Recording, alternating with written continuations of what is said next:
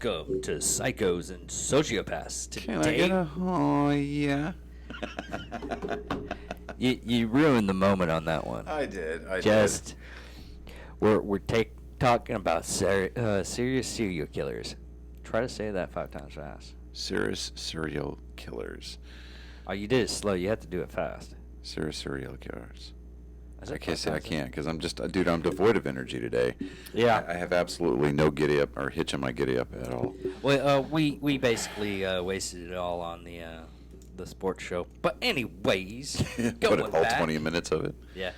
Today we're talking about Richard David Falco. I mean, God, David Richard Berkowitz. no, his actual born name. Born is Richard David Falco. Yes. The son of Sam, the 44 caliber killer. Why does it? I mean, you see his mugshot sitting right there, right? Yeah. This guy looks like a great value version of Gene Simmons. I'm trying to think of. Oh, okay. Yeah. Okay. I got you. I got you now. Yeah. Yeah. I can see it. Yeah. Okay. I wonder if he has a long tongue too. But anyways, Doubtful. going back, Berkowitz, David Richard. Why is it two? Okay, he was born David Falco, but his full name, I guess, when he was caught, was David Richard Berkowitz. I don't know why. Man, he just. You know, it's fun. It's a fun thought. Just to kind of give your brain a chance to reset here. Is that some of the people that we profile in this show are still alive? Yeah, this guy's still alive. So, on the off chance that they get internet privileges, but they get to like listen to stuff, Mr. Berkowitz, you look like a fucking. I mean, dude, you could raise a skyscraper on your forehead. Oh my God, I mean, this dude, seriously, like, come on. What, does he need 2 ball caps to keep that dome under control? Well, what's going on with that? He looks totally different now, though. He just. Him and his. It's really funny is him as an old man kind of looks a little bit cleaner, I guess you would say. But him as a younger self, he looks like.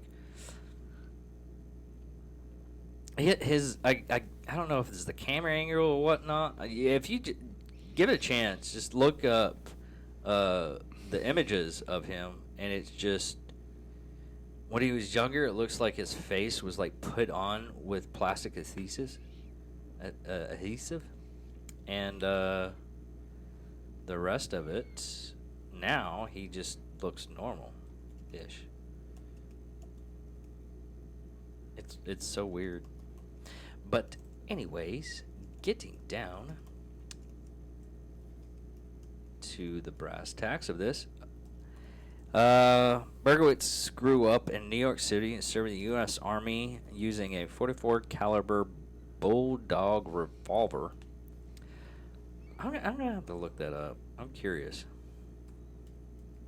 just to look at what it looks like.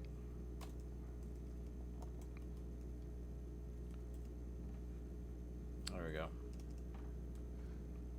Oh, okay. We call that snub nose, but it's from Charter Arms Bulldog, and it was introduced in 1973. So, wow, that was a brand new gun. That's what happens when you're running a show and you're actually a gun enthusiast, and you start looking. I was like, what kind of gun is that? Oh, okay, it's a snub nose. Okay. But anyways, Berkowitz, he killed 6 people, wounded 7, and others by July 1977. The killing spree terrorized New Yorkers and gained worldwide Notoriety. notoriety. I can't even say that word. Notoriety. No, my brain won't work that way. Okay. He eluded police in a manhunt while leaving letters that mocked the police and promised further crimes, which were highly publicized by the press.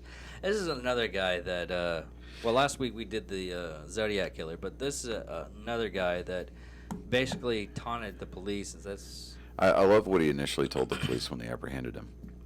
I was obeying the orders of a demon manifested in the form of a dog belonging to his neighbor Sam. Yeah. Yeah.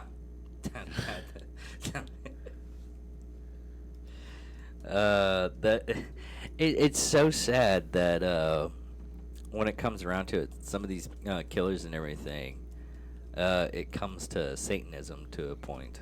I mean, look at and this is another person we'll probably do this next week. It's Charles Manson, but it's just so funny. It's like, why'd you do this stuff? Well, the dog told me it because it's a spawn of the devil. Wait a minute, what? The fuck? Yeah, right. I mean, could you imagine the police doing that interrogation and everything? It's like, okay, why'd you do it? The dog told me because it has that. Well, this is a new one. Yeah. What is it? That Adult Swim cartoon? What is it?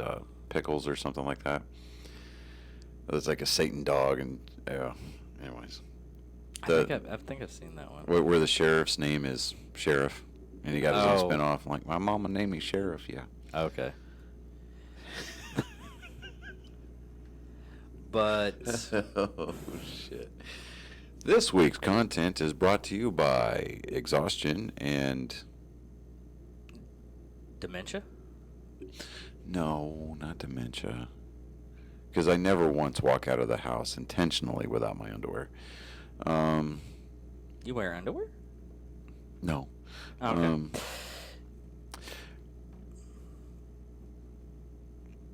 Anyway, moving on. No. You had that look on your face that said that you're wanting to say something, but you blocked it.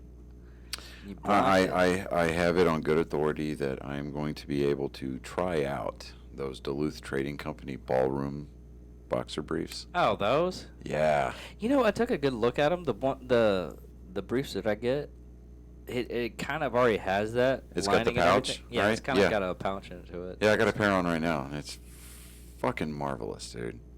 Really? Yeah. Because, you get that whole, it's like a brand new pair, you know, and you get that comfort, that security, that just that overall. It's like a little glove, silky glove holding your ball sack. It's like a hammock, but not at the expense of fabric. Does that make any sense? No, I got you. Yeah. Okay. So yeah, I mean, it's like I said, it's like a it's silk like glove. it's like having your balls just swaddled, and it's.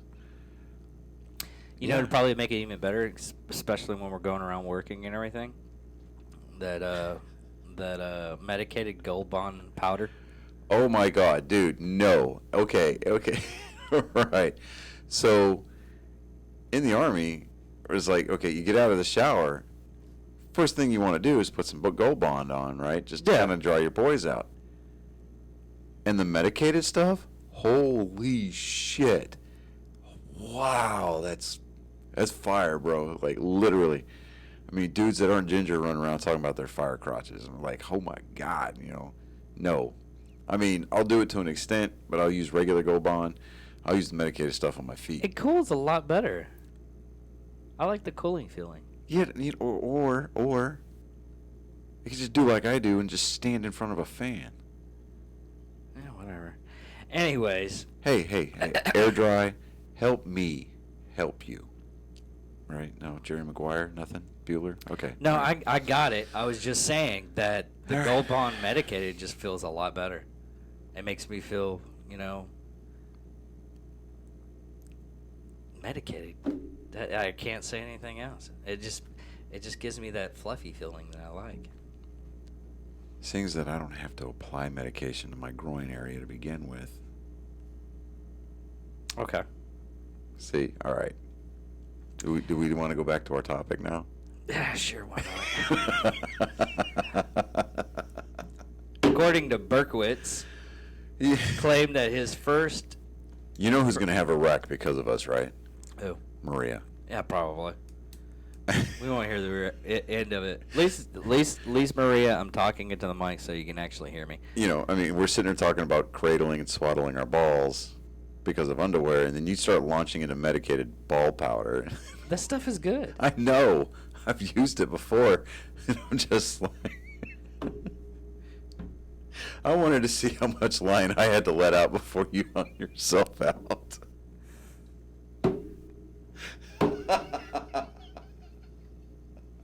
I'm surprised. I'm surprised they don't have like something for women's breasts because those things sweat like hell.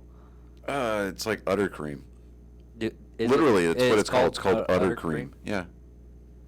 I had to learn something new today. Yeah, see, there you go. I used to know a couple of chicks. They used like deodorant. Yeah, like same spray principle. deodorant. So, like, when you go on a road march or a ruck march, you put deodorant on the inside of your thighs, so that way you don't get chafe. That makes sense. Yeah. Well, according to Berkowitz, his first attack, he didn't say his first kill. His first attack was when he was 22, and it was on Christmas Eve, 1975, when he used a hunting knife to stab two women in a co-op city. Is there a city named Co-op? It wouldn't surprise me. There's an Intercourse, Pennsylvania. Really? Yeah. There's also a Blue Ball, Pennsylvania. I'm checking it out. And there's a township somewhere. There's a township the somewhere. There's a township somewhere in the UK named Fuck, F-U-C-K. Yeah, I know that. Yeah. Yeah, it's in the Bronx. The co-op city is in the Bronx. Right. One alleged victim was a Hispanic woman, was never identified by police, but the other was a 15-year-old Michelle Foreman, a sophomore at Truman High School, whom he attacked on a bridge near Dyersor Loop and was injured, whose injuries was so severe for her to be hospitalized for 7 days. So the dog told him to go there and start stabbing people. I guess most of the killers, they start off small no matter what. Yeah. I think it starts out where they just think, okay, well, I'm going to do this one small just to see if I can do it. Well, that's why a lot of them just do animals at first. Well, I mean, I guess there's a connection here because the dog was telling him to do it. That's the reason why he didn't start with animals. That's right. He probably was going to start with animals, and the dog started talking to him, and he's like, oh, I should just kill humans? That makes perfect sense. Yeah. Let's just do that. Yeah, we're going to move right into human testing. Yeah, exactly. Yeah. Sometimes you just got to go for the human testing. Right. Go straight for the talking ones. If I stick you with this, tell me if it hurts. Yeah. The first shooting attempted to the Son of Sam's, according to the Son of Sam, was in Pelham Bay around Bronx. I guess most of his stuff was around the Bronx. I thought most of his stuff was in the big park. Central Park? Central Park, yeah. Well, we're learning all kinds of stuff today. Yeah. About 1 a.m. on July 29th, 1976, Donna Laura, okay, an emergency medical technician, 18, and her friend Judy Vallet, a nurse, 19, were sitting in Vallet's double-parked Oldsmobile, discussing their events at Peachtree. God, I cannot talk.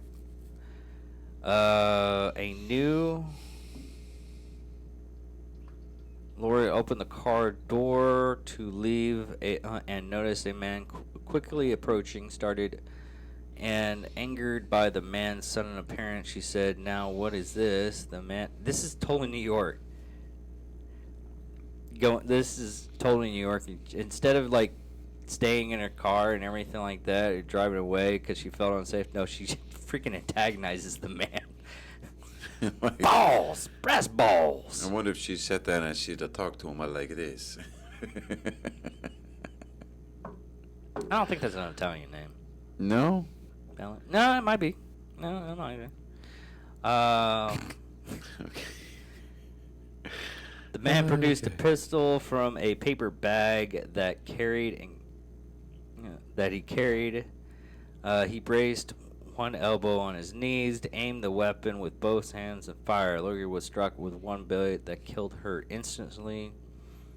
Valet was shot in her thigh, and the third bullet missed both women. The shooter turned and walked away quickly. Yep, and it's pronounced Valentini. Yeah, then it's Italian. So she said that she gonna talk to him like it is. Yeah. Sorry. Okay. Yeah, anyways. he's doing the Italian hand gestures that proves that it's basically the hand gestures for spaghetti, I guess. That's the only thing I can think of. I mean, that hand gesture, it means a lot to everything else. How incredibly tired are we? I mean, like...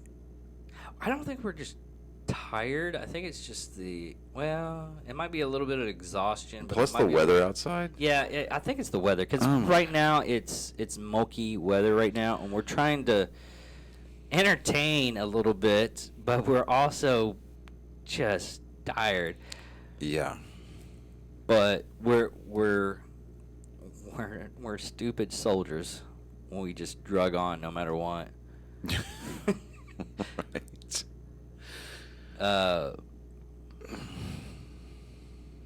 The next couple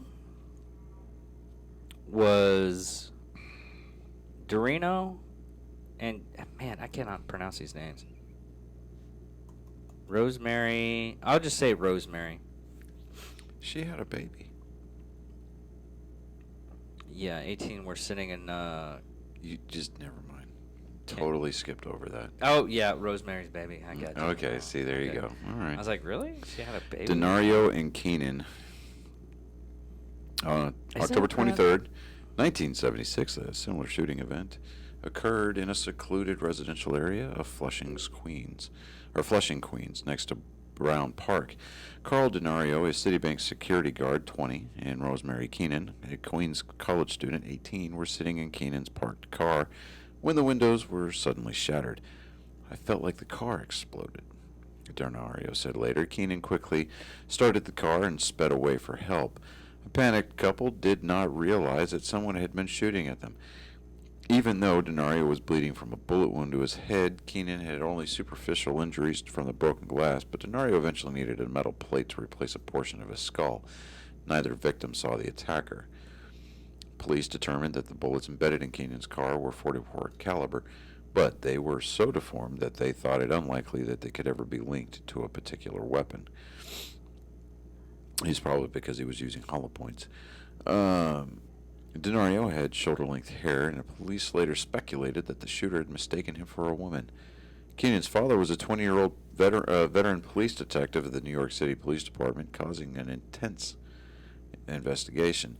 As with the Laura Valentini shooting, however, there seemed to not be any motive for the shooting, and police made little progress with the case.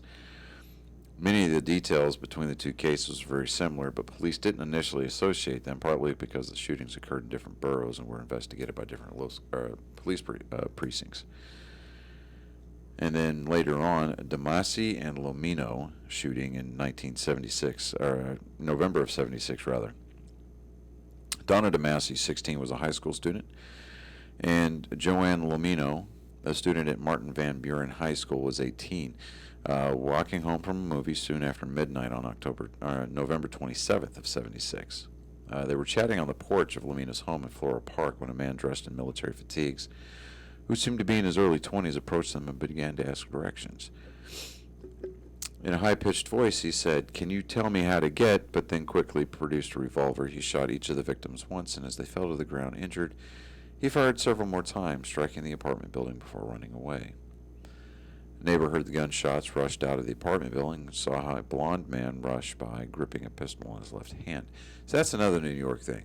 Gunshots. Hey, I'm going to fucking go outside and see what the fuck's going on. I'm trying to sleep here, right? No, what's really even funnier than that is, have you ever heard the story of Rob Zombie's first trip to New York when he got there? No. Rob Zombie witnessed a murder within, I think he said, 45 minutes of getting to New York. And in this time frame, the 70s and early 80s, Okay. New York was the Wild West. Was basically the Wild West, yeah. I mean, muggings. I mean, it's getting there now, Yeah, it's getting back that way. and it's just to the point to where it. I really never really liked big cities. When I went to a trip to D.C., and D.C.'s kind of a big place and everything, but I was so worried that we were going to get mugged, even though we were in a group. So we were somewhat safe because we were in the group. Yeah. But places like that, you really need to get in a group. Yeah, but Demacia had been shot in the neck, but the wound wasn't life-threatening, and Lomino was hit in the back and hospitalized in serious condition. She was ultimately rendered paraplegic. Fround and Deal, January of 1977. At about 12:40 in the morning on January 30th of that year, Christine Fround, a secretary, 26 years old, and her fiancé, John Deal, a bartender, 30, were sitting in Deal's car near the Forest Hills LIRR station in Queens, preparing to drive to a dance hall after having seen the movie Rocky. 3 gunshots penetrated the car, and in a panic, Deal drove away for help. He suffered minor superficial injuries, but Fround was shot twice and died several hours later at the hospital. Neither victim had seen their attacker. Police first made the public acknowledgement that the Fround Deal shooting was similar to earlier incidences, and that let me see here. And that the crimes might be associated. All of the victims had been struck with .44 caliber bullets, and the shooting seemed to target young women with long dark hair. NYPD Sergeant Robert Conlon stated that the police were leaning towards a connection in all these cases. Composite sketches were released of the black-haired Laura Valentini shooter and the blonde Lomino Demacia shooter, and Conlon noted the police were looking for multiple suspects, not just one. So, I mean, at that point,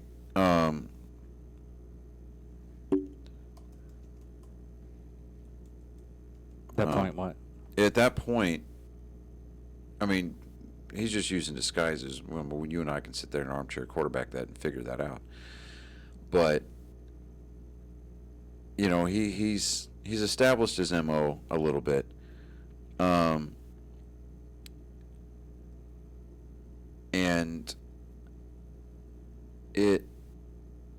I don't know, it just, you want to say lazy police work, but it's like, okay, they've got composite drawings of the shooter, but at any point did they ever think, you know, like, okay, these guys, they're sort of similar to, I don't know.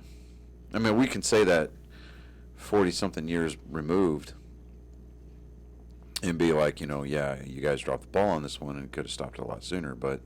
Well, back then, the problem with that, it was more or less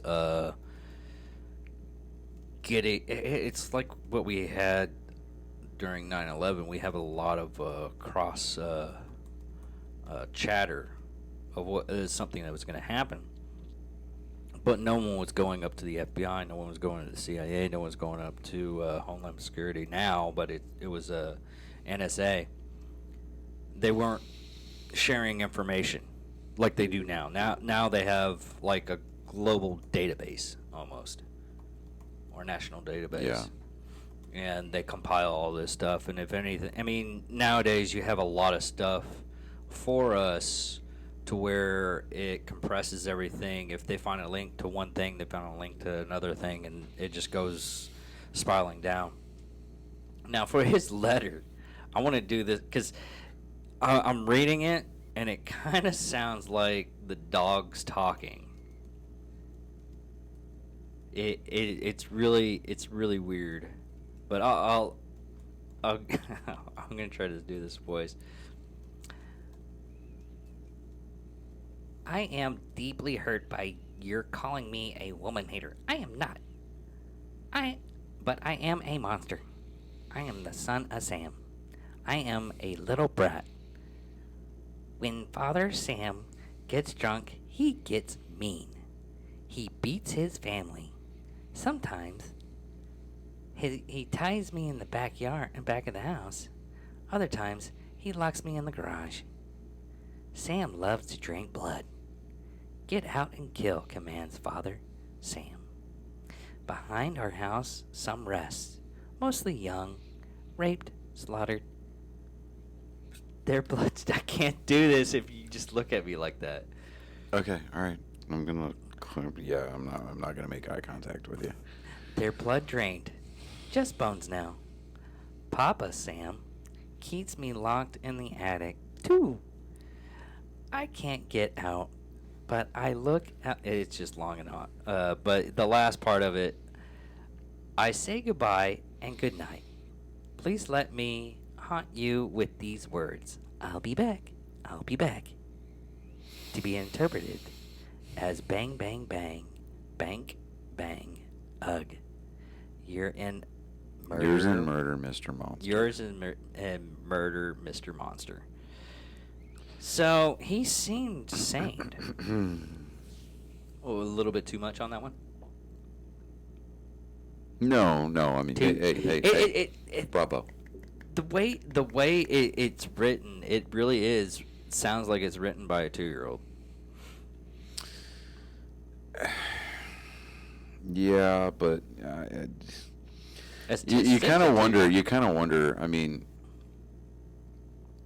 he had to have known what he was doing when he was writing these letters, and he was just like, I think that this is like next level troll. Yeah, there's what he's doing, and there's several letters on the internet if you want to go ahead and take a look at it.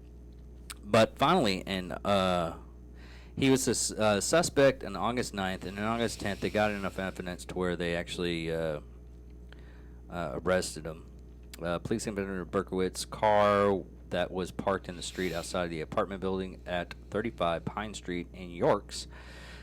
They saw the gun in the back seat, searched the car, and found a duffel bag filled with ammunition, maps of the crime scene, and threatening letters addressed to Inspector Timothy Dawn of the Omega Task Force,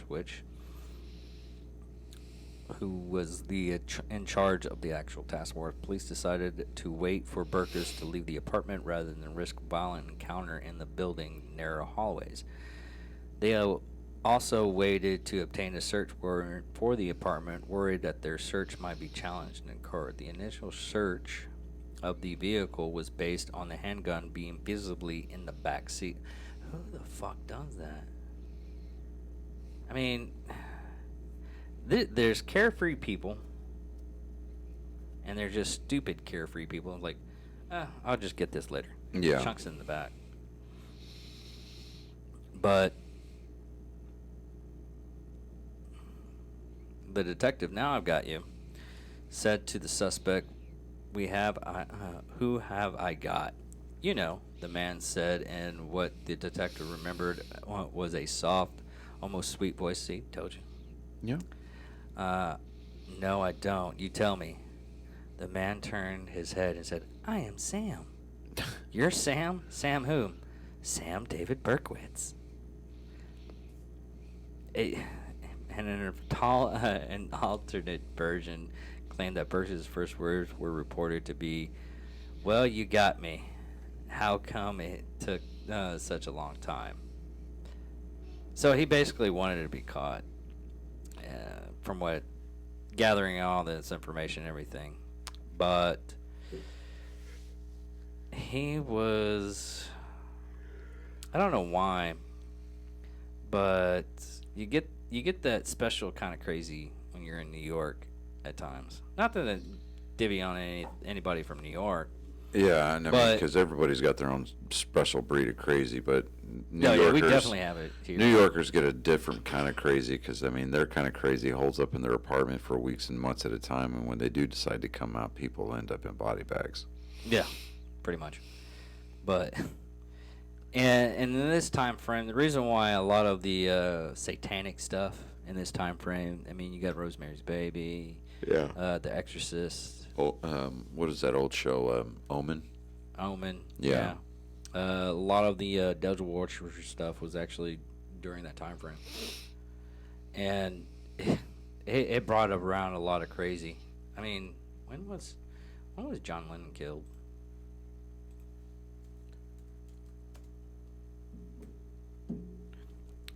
John Lennon killed late 80s, yeah. Yeah. Same thing happened to him. His murderer was, of course, he was a douchebag. Dude, have you heard the stuff from John Lennon? He was a fucking degenerate piece of shit. Yeah. Yeah, he was a malcontent. In 2002, during the DC sniper attacks, you remember those? Yeah. Berkowitz wrote a letter to the sniper telling him to, quote, stop hurting innocent people. Berkowitz made his comments in a 3-page letter to Rita Crosby, a senior Chicago correspondent for Fox News Channel. Because she wrote him seeking his comment on the sniper attacks. But it's like, wow, okay. This dude's sitting there going, stop hurting innocent people. It's like, that's all that he did. Well, maybe he's finally learning something, I guess. I don't know. Yeah. Well, it's like that old saying, the first time I found Jesus went in the back of a cop car. Fair enough. Yeah. The legal effect of this, though, after ramparting speculations about publishers offering Berkowitz large sums of money for his story, the New York State legislature swiftly passed a new law that prevented convicted criminals and their relatives from making any financial profits from book, movies, or other enterprises related to the story of their crime. But the so-called Son of Sam law for violating First Amendment rights of free speech in 1991, the case of Simon and Schuster Incorporated versus Crime Victim Board. But the New York published continued to revise the version of the law in the following year. So yeah. that was another thing. There's a way around it to where, say, someone we know was a criminal, and we write a book. They can't make any money off it. Most laws in most states state that the criminals can't make any money off their crime. But what they do is they find like a ghostwriter, writes the story and everything, reaps like amount of money, and he ends up donating some to the criminal. Matthew Cox did, who's a well-known crime writer. He has a podcast and everything like that now. Yeah. He was an ex con artist. He did real estate cons, and when he was in prison, that's all he did. He started doing it after a while. He started writing crime stories. Yeah. The one it's really good read is the Emperor of the World one. Mm-hmm. Guy literally thinks he's the emperor of the world. Sorry. And he's a damn good lawyer. He knows like all the laws. He gets a lot of people's time cut in half because he's a damn good lawyer, but he's batshit crazy. Well, everybody's got their kinks, right? Yeah. But there is a lot of documentaries and movies about David Berkowitz. I mean, you can go through all that stuff. A lot of it's more dramatized and everything, but the most of the thing is he thought the dog was trying to tell him to kill people. So yeah. But anyways, people, we're gonna let off on this one. Next time we're gonna talk about Charles Manson, and Charles Manson? Yeah, Charles Manson. I thought we were going to do Scott Peterson. Oh yeah, we're doing Scott Peterson next week, Yeah. and then after that we're gonna do Charles Manson. Yeah. Okay. Yeah. Scott Peterson. That's a fucked off case too. Yes, it is. So if you are a fan of the contemporary murder, high-profile murder cases. Next week's definitely going to be one you're going to want to tune in for. Give us a like on Facebook. Give us a follow on Instagram, Twitter also. We're on Apple. We're on Spotify. If you're on YouTube, smash the subscribe button. Give the notification bell a ring. Give us an up or down vote, and then get involved with comments on the page. And I'm Johnny Skelton. I'm David Dickerman. And this is Psychos and Sociopaths. See you later, people.